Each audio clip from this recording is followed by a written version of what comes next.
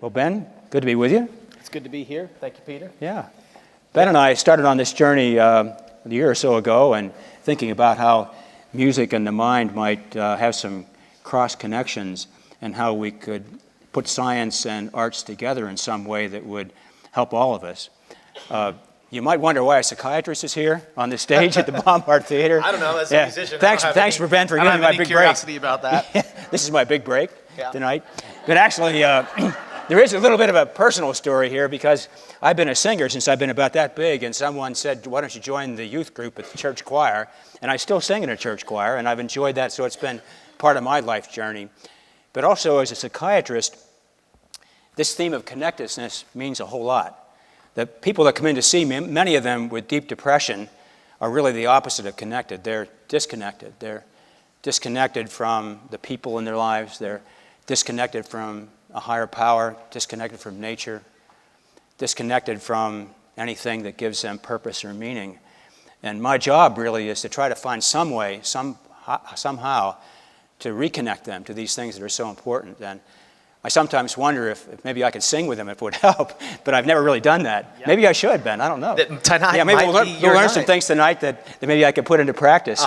I need Julia and her music therapy to inform this kind of work. I think we could all use a little bit of that. You do have questions. Can a spiritual path help in reconnection? Can music help in that in some way? Yep. How does music affect the brain and the body? And we're going to explore some of those questions tonight with a really terrific group of experts. They asked me not to say they were experts, but I think they really are. Yes. And we want to bring them up now, and I'm going to introduce them, and then I think we're going to have some more performances and react to them. So could our panel come up, please, right now? Thanks, Ben. Thanks. Yeah, right here on the couch. I have a few cheat sheets here because they have so many distinguished credentials. I better get them straight.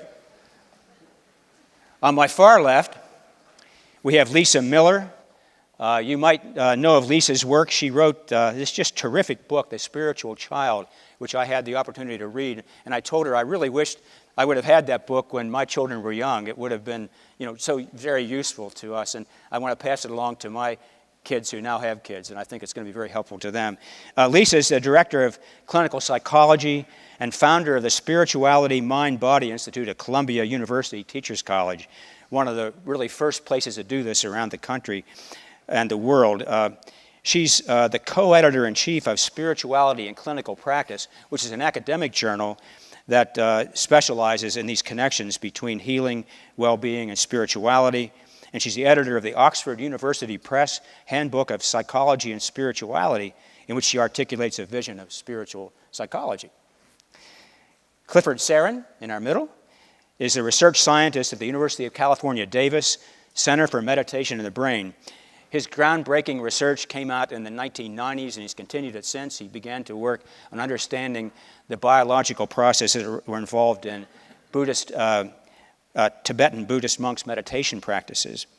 He's become internationally known for his research on the effect of meditation on attention, emotional regulation, and brain function. And currently, he's the principal investigator. And I know this because I'm a scientist. Being a principal investigator is a pretty big deal. And he's a big deal on a very large project called the Shamantha Project, which is the most comprehensive study to date investigating the effects of long-term intensive meditation practice on biological and psychological processes central to well-being and health. And then Mingtong Gu is to my immediate left, who brings ancient wisdom to the West to improve health and happiness with his joyous and skillful wisdom, healing, Qigong teachings. Mingtong is the founder of the Qi Center, the Center for Wisdom, Healing, Qigong, and leads workshops, retreats, and online courses throughout the world. He was born and raised in China, trained with grandmasters in Tibet and China, and was awarded the Qigong Master of the Year Award by the 13th Qigong Congress. So thank you all of our expert panel for being here, and we're going to have a fun time tonight reacting and discussing things with the performers and maybe to some extent with the audience. We'll find out how it goes. So I think we're going to hear some more music right now. Ben, I think you're up next.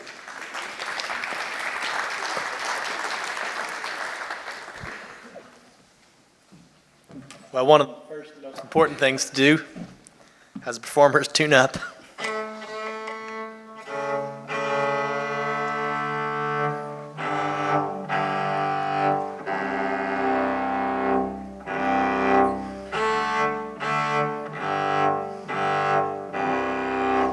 that feels just about right.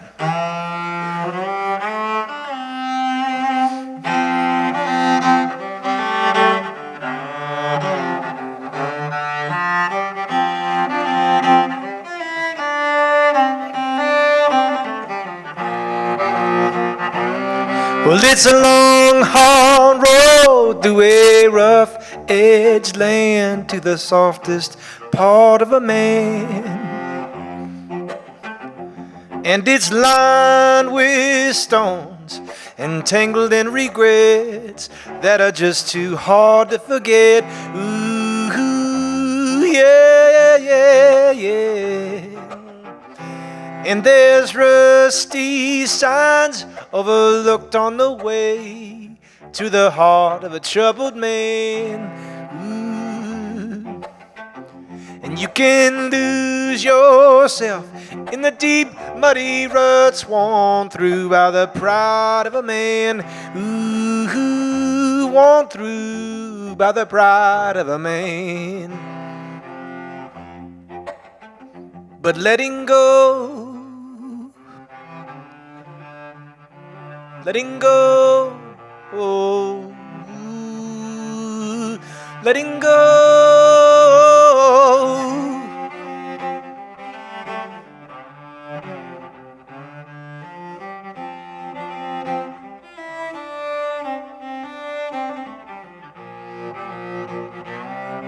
In a lonesome field, there's a wild-eyed mare tied to the weight of a man. And she once ran free with the wind in her hair, breathing hard for the love of a man. Ooh, breathing hard for the love of a man.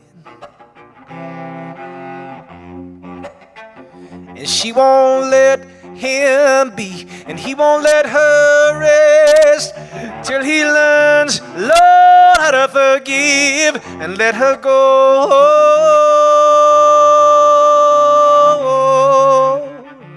Let her go. Let her go.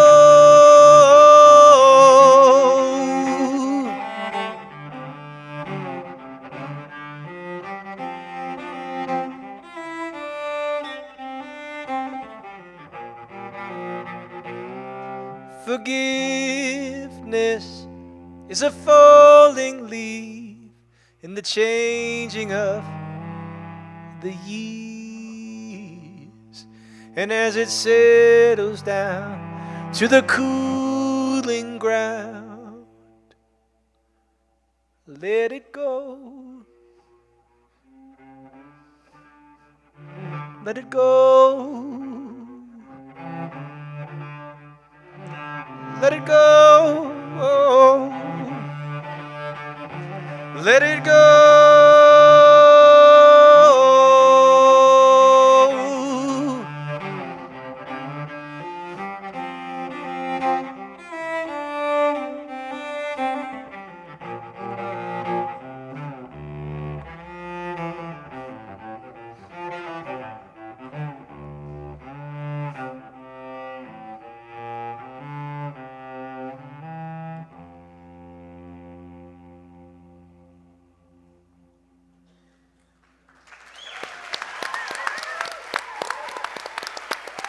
Thank you. Thank you. It's been fun playing the cello all these years. It's just such a amazing instrument to get close to and get all these cool sounds of. And it's taken me all over the world. And I was actually on a tour in China, traveling through Sichuan, China, in the Tibetan region, and somebody put on a recording of music. And I was like, where'd you get a recording of my grandfather? My grandfather was an old-time fiddle player in East Kentucky. His name is Elvis Henry Cornelius, which is a super boss name. And it just had this high, lonesome sound to it. And the person was like, well, this is a recording from Kazakhstan. okay, well, it sounds just like Grandpa. And they were like, wow, that's interesting, because this music I got from a friend who recorded it from the guy on the mountain plateau in Kazakhstan. And it's like, wow, well, there must be something about mountain music. There must be something about that high, lonesome sound. And so I tried to write a song that brought that together. And I'll play a little bit of it for you here. It's called Embrace.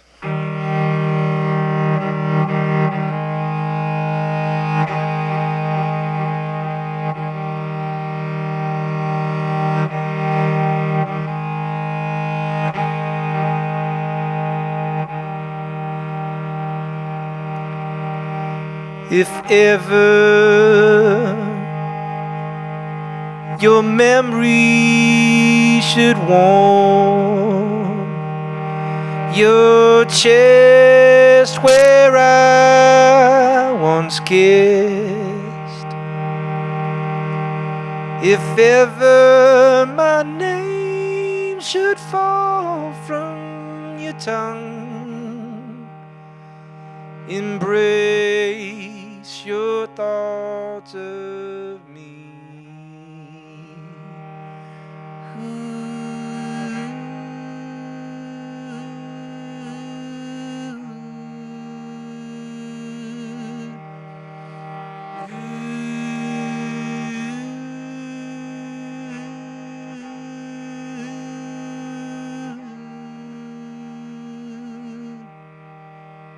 If ever your hand should tremble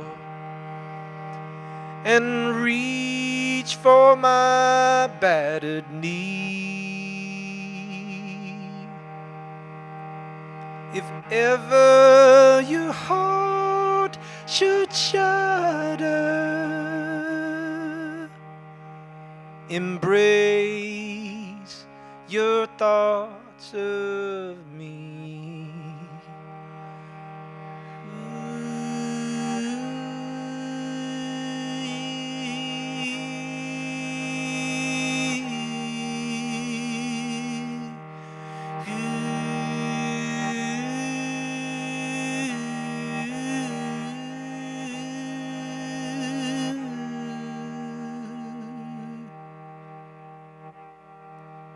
If ever you should forgive me for my youthful ignorance, if ever a man should sprout from this boy, embrace your thoughts of me.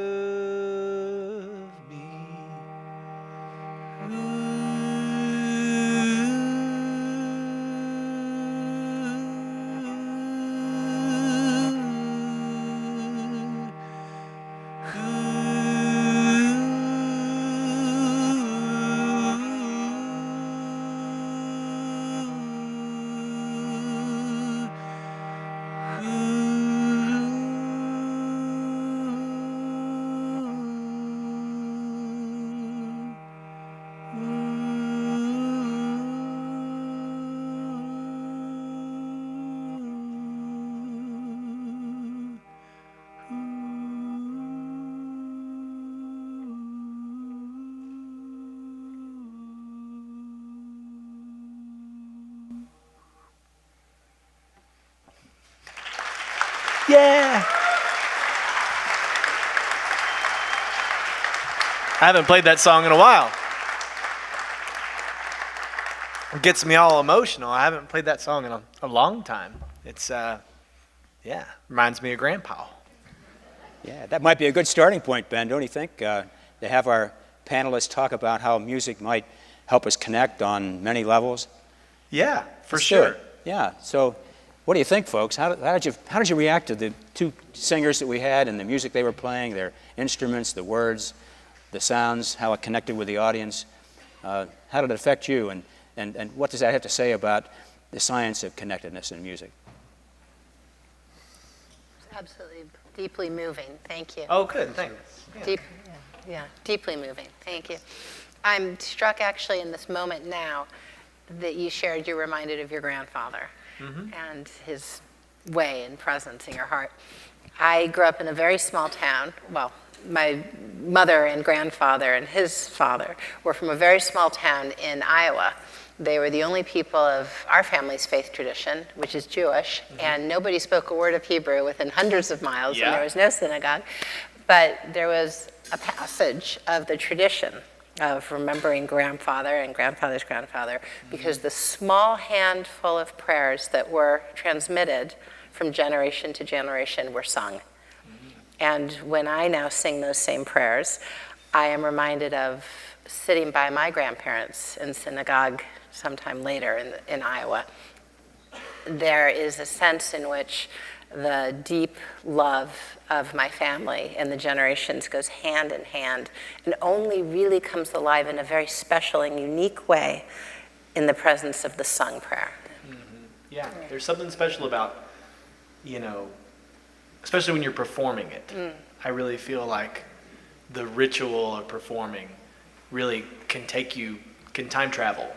And it's not just always back to the same place. Like once you start performing a song that might have a specific meaning in its origin, it collects more meaning. Like each time you perform it, it's a new experience. Like I will remember now going to play this song that I haven't played. I mean, I haven't touched that song in 5 years, but it just seemed like a good song to play tonight. And now I'll remember just crying on stage because that it just brought it all up. So that will add to the snowball of this song's meaning, and it will connect me now with this place. So when you started playing cello, I'm married to a cellist in the San Francisco Symphony, and so the sound of the cello is the sound of home. Yeah. And my son is a bluegrass mandolin player, so you embodied whole elements of my immediate family right away from the start. Interestingly, my wife has a colleague who is the daughter of one of the foremost dobro players of Kazakhstan. It just so happens. Wow. Okay. And she and her, my wife and her colleagues have actually played a string quartet arrangement of some of those songs I gotta hear that. with the San Francisco Symphony. Maybe that's the missing link. That's my white polar bear. That's my white grizzly bear. But what I heard was a harmonium. I Yeah. heard this drone that reminded me of Indian music, interposed with the longing and the loss. So that's an immediate reaction. What's interesting that we already are launching into the meanings of these, and individual meanings, what they mean to you as a person. You each told your own stories. And Should we do the something grandfather different? thing was really getting me too, Ben, because when I came up here on stage and I started talking about being a little boy, I remember my grandfather, who was the director of the Methodist Church choir in a little town in Pennsylvania, and that's how I got recruited. And I was sort of visualizing that and thinking, I almost had him with me. And then you happened to sing a song about your grandfather. So there's some things that are going on here already. Absolutely, for sure. Yeah. We said we were going to talk a bit about the science of all this, and I wonder if this might be a time just to introduce the idea of when we hear music like this, it's so emotional. It affected the performer, it affected us. I think it probably affected some of you out there. What's it doing to our bodies and our minds? How's this happening inside us? Are there any clues from science that we're learning about? And all the studies have been done on brain imaging and other kinds of studies? So I don't think that there's a definitive answer, because music affects different people differently. But one of the things that happened in your first song, I couldn't help but move.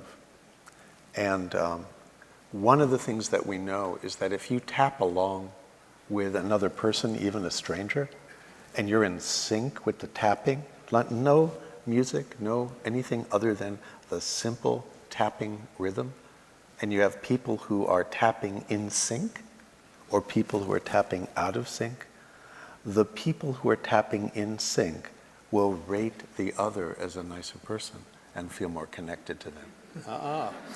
If you're out of sync, you'll have less of a Hey, connection. it was really good Julia started us off that way because we got in sync and now we all think we're nice people, right? Great. So I think one of the very, Thank you, Julia. One of the remarkable things is the degree to which our brain and body states become synchronized relatively compared to the independent sort of way they are when we're not engaged with a common temporally varying input. And so there's a combination of being synchronized and also predicting where things are going to go on the basis of what we've already just heard. And part of the beauty and joy of music is thought to be related to being able to make strong predictions and then have the musician violate those predictions in an exquisite way, which actually results in a kind of aesthetic appeal because there's surprise and yet there's a resolution, there's a release. That's not a neuroscience explanation, Yeah. it's more phenomenological, but it rests Science. on Just accept that as studies science, of but yeah, synchronization and its Yeah, effect. very good.